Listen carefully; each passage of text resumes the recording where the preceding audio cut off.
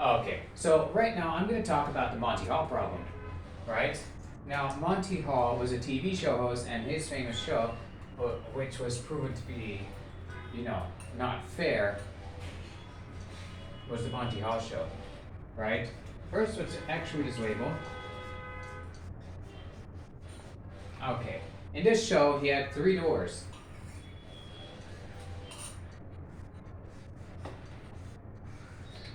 And behind one of these doors was a car. Although, yeah, fine. Whatever. Behind the other 2 doors was a goat. Right? What the person had to do was they had to pick out of these 3 doors one door that might have a car. Okay? And then Monty would open the door, and then after Monty opened the door, they had to pick one of the 2 doors. As in, they had to say, are they going to stay on their door or switch? The idea was staying and switching had the same chance of winning. Some of you might actually be able to tell this is wrong. Some of you might already know the problem. But the real question is, why? Why exactly does staying not have as much chance of winning as switching? Well, okay, so at Monty Hall, next to turn, right? Monty Hall had opened one door, right? One of them still has the car. One of them still has the goat. Okay. Staying or switching should have a 50-50% chance of winning, but it really had a 2 out of 3 chance of winning if you switch, and a 1 out of 3 chance of winning if you stay. Why? Well, right? The reason for this, let me see. The reason switching had a greater chance of winning than staying. Here's the real reason, okay? Let's assume, in the 1 out of 3 chance that the person has picked the correct door right from the beginning, right? Monty Hall is going to open up a door that is not the person's door, and now 50-50, right? And now if he switches, he's definitely going to lose, and if he stays, he's definitely going to win. In other words, there's a 1 out of 3 chance that you picked right in the beginning, and you're going to definitely lose if you switch, and definitely win if you stay. It's also true that if you picked wrong in the beginning, you're going to definitely 100% chance win if you switch, and definitely 100% chance lose if you stay. Here's the reason. Let's say that our person has picked the 3rd door in the beginning, right? It's an incorrect door. Okay? Monty opened up door A. Now, person switches to door B. Why is that so? Why exactly is switching 2 out of 3 chance for the contestant, i.e., if the contestant picked wrong in the beginning, there's a 100% chance of them winning if they switch? Why? It's very simple. Because if you assume that you definitely picked wrong because there was too many doors to pick from the beginning, how many doors did Monty therefore eliminate? Monty is definitely not going to open up your door that you picked. Right? He's not going to open up your door that you picked. And he's not going to open up the prize door for very obvious reasons. After opening up one. There's only one door he can open if you choose the wrong door. If you choose the right door, then there's 2 doors he can open, and both of them are wrong. But if you choose the wrong door, which is more likely 2 out of 3 in the beginning, he can only open the other wrong door. So the right door is B, you picked C, right? And now you 100% chance know it's wrong, right? Okay, he opens A. It's got to be B, right there. How can you just assume that you picked wrong in the beginning? You cannot, obviously. There's a 1 out of 3 chance that you picked right in the beginning, and switching would make you lose for sure. But there's a more likely chance that you picked wrong in the beginning, and Monty Hall has neither opened up your door, which is wrong, nor the correct door, and has only opened up the other door, which was unchosen and incorrect. Right? Then switching, if you've chosen wrong, has a 100% chance of you winning. Switch to win. People did not realize this, except it was sent to a newspaper columnist who is considered to be the most intelligent woman on earth, and she realized this. And now that I read her solution, I realize if you choose wrong, Monty Hall is eliminated 2 doors by opening up one door, both your door and the car door. But if you choose right, he's only eliminated one door, and switching obviously is going to make you go wrong anyway because you were right in the beginning. There's only one right door. Right?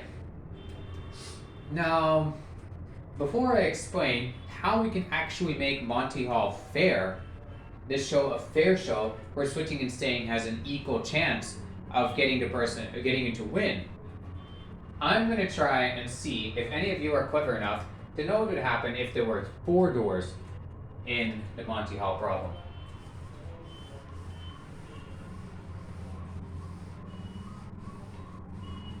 Yeah. Right?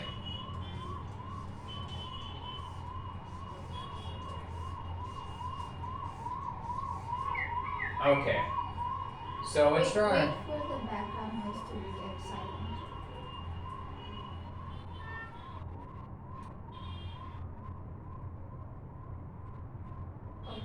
Okay, if there were 4 doors in the Monty Hall problem, right? With this combination, because the order doesn't matter, therefore it's a combination, I'm going to make a permutation combination video separately. With this combination, 1 door is correct. Let's put up our 1950s car or whatever, 1960s car. Okay, 1 door is correct, and the rest doors are wrong. Okay? Then what? Well, in the previous question, you had a 2 out of 3 chance of choosing wrong, and therefore Monty Hall opening only the unchosen and incorrect door, and therefore choosing 1 door in between eliminated 2 doors, and if you switch, you got a 100% chance of winning, assuming you got it wrong in the beginning. Now, what's the chance of getting it wrong in the beginning? Now it's 3 out of 4. Then what? Let's assume that the more likely chance that you got it wrong in the beginning actually happened, right? How many doors does a Monty eliminate? Let's say I'm 100% sure that whatever I got, I'm going to assume whatever I got in the beginning is wrong, because that's more likely anyway, right? So let's say I chose door D. Right? I chose door D. Let's assume door D is wrong. Monty Hall has also showed you that door B is also wrong, right? Now, how many doors have been eliminated? You assume that your first door is wrong because that was more likely, and Monty has shown that another door is wrong because that's a 100% chance it's wrong because he knows what's right, right? Well, that is in fact 2 doors eliminated, 2 doors left. In other words, here, if you switch and when you got it wrong the first time, you have a 1 out of 2. So if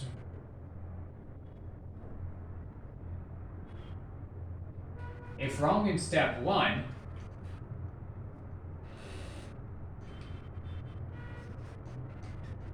switch equals half chance of winning. And of course, switch equals losing if correct in step 1, right? So in other words, the chances of winning by switching is only possible if your first choice is wrong anyway. That is going to be 3 by 4 into 1 by 2. Right? Therefore,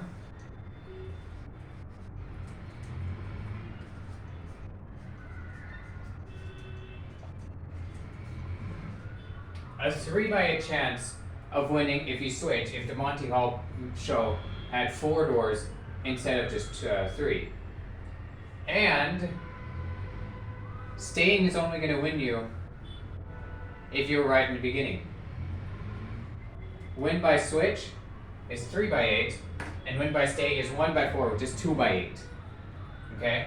So now you know how to do it when it expands to more doors. If you assume your first choice is wrong, which is always more likely, right? Then switching would basically eliminate both your door and the door Monty picked. It would always eliminate 2 doors. In other words, if there were 3 doors, You assumed your first choice was wrong? Well, that's 2 doors. That's your door and Monty Hall's open door that's eliminated. If it's 4 doors, it's your door and Monty Hall's door that was eliminated, and 2 doors remaining. So now 1 out of 2, out of the 3 out of 4 chance that you picked wrong in the beginning.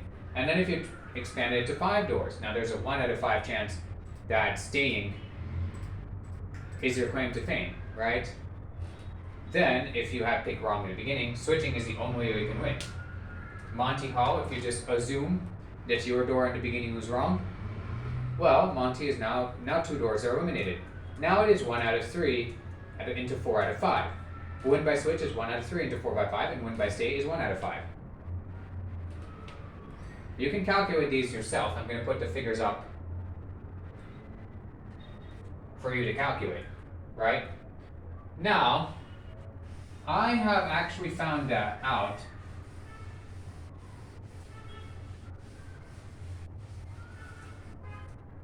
Here's our problem. How do we make Monty Hall fair? How do we make that show fair? How do we make it so that switching and staying and the second turn has the same chance of winning? How do we make it, huh?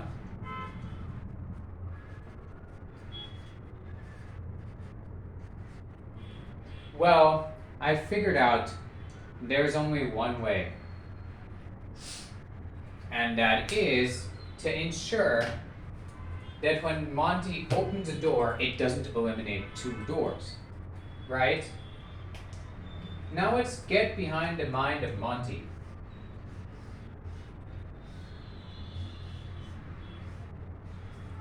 Let's assume that somebody has picked the wrong door in the beginning. The correct door is here. Right? And this is another wrong door. Right? Well then, Monty's now thinking, oh no, I cannot open the right door, obviously. I can't open the door with the car. And oh no, I can't even open this door because I cannot show this guy that he's wrong. There's only one freaking door I can open because 2 doors are out of there. This is what happens when the contestant, when the majority of the cases, picks the wrong door in the beginning. There's only 1 door I can open, right? So that's 2 doors out. The solution is to make it so that only 1 door is out, right? Now, you might think that, why not just, if the contestant is wrong, just open his door, show him he's wrong, and wait a minute. The contestant might also be right. Let's say that Monty was now Weird Monty, okay? Every time the contestant opened a wrong door, he blasts open that door, says, that door is wrong, change it.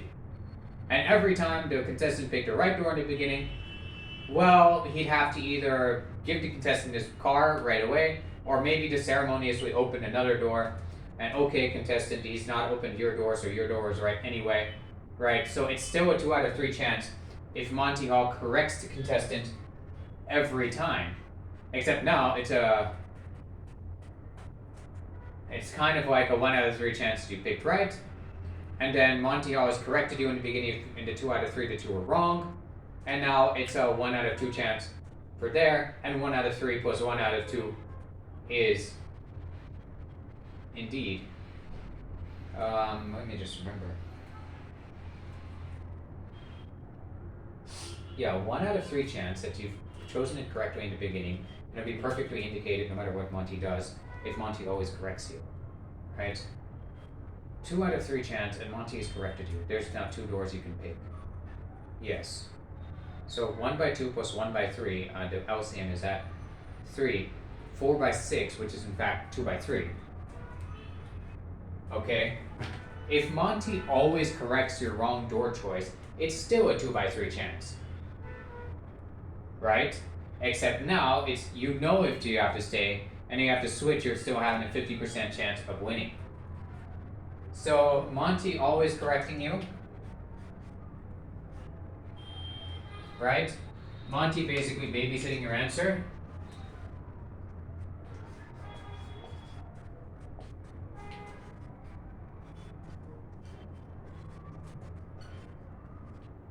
that still gets you a 2 out of 3 chance of winning, assuming you have at least 3 brain cells. Right? So Monty always correcting you, 2 out of 3 chance that an above 3 brain cell person would win. Monty never correcting you, like in the traditional show, still a 2 out of 3 chance that switching wins. How do we make it so that once 2 doors are remaining, there's still only a 50-50% chance? We go in between. Monty now sometimes corrects you. Okay? So let's say, and of course you have to change the game show so that you're not out if Monty shows you your first choice is wrong. That's kind of a thing as well, right? Monty sometimes corrects you. Right? So now, you might have picked wrong at the beginning, but you have no idea. Because sometimes Monty's showing you a wrong, sometimes he's not. Let's say that Monty didn't show you a wrong, because if you were correct, in the first turn, 1 out of 3, Monty would correct you. If you're incorrect in the first turn,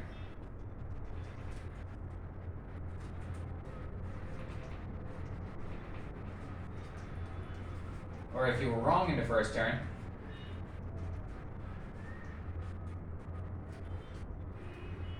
which is 2 out of 3, Monty corrects you half the time, which is now 1 out of 3. Right? So now you can't just assume, okay, Monty has not corrected me, so it must be wrong. Or Monty has corrected me, so it must be wrong. Now when you're down to 2 doors, you really have a 50-50% chance if you switch or stay.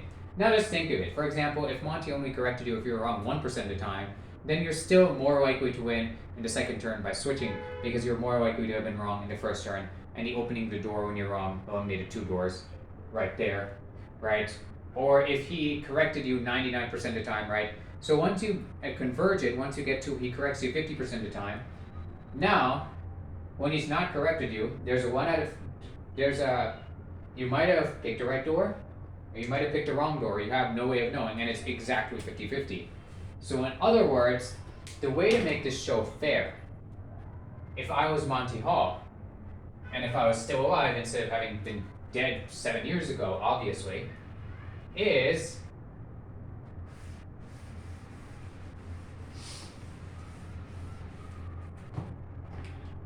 well, here's me 3 doors. Right? When the contestant picks correctly, I would never correct him in between. Okay? Yeah, assume the contestant has picked the car door right in first. Correcting is out of the picture, obviously. And if the contestant had picked the incorrect door in the beginning, or an incorrect door, now what I'm going to do is flip a fair coin, wait for it to drop, see heads is correcting, tails is incorrecting, a real coin, a typical coin is not even a fair coin either, right? And say, do I open the contestant's door and show him this is wrong? Or do I just open the third door? Right? Here, then if wrong, let's just label this correctly.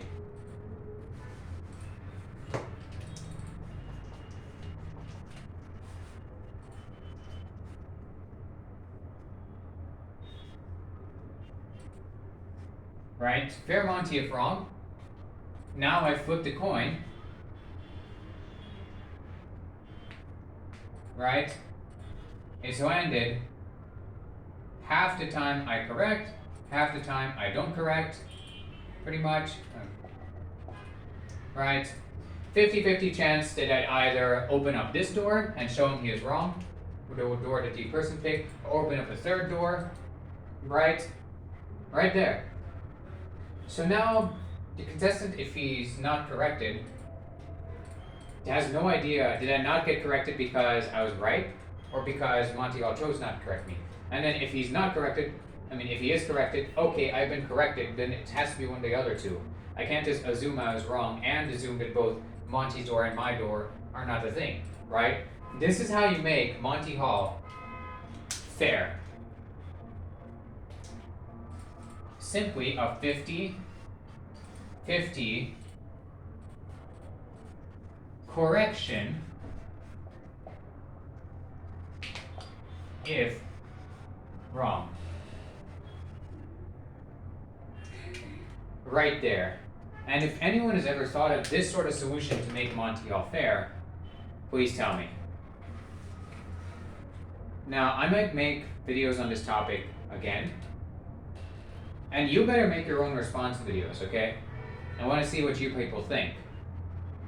Don't just passively watch this, and if you want to comment, please do. So, well, that's it for today. If anyone doesn't understand anything, put it in the comments. You can cut the video now.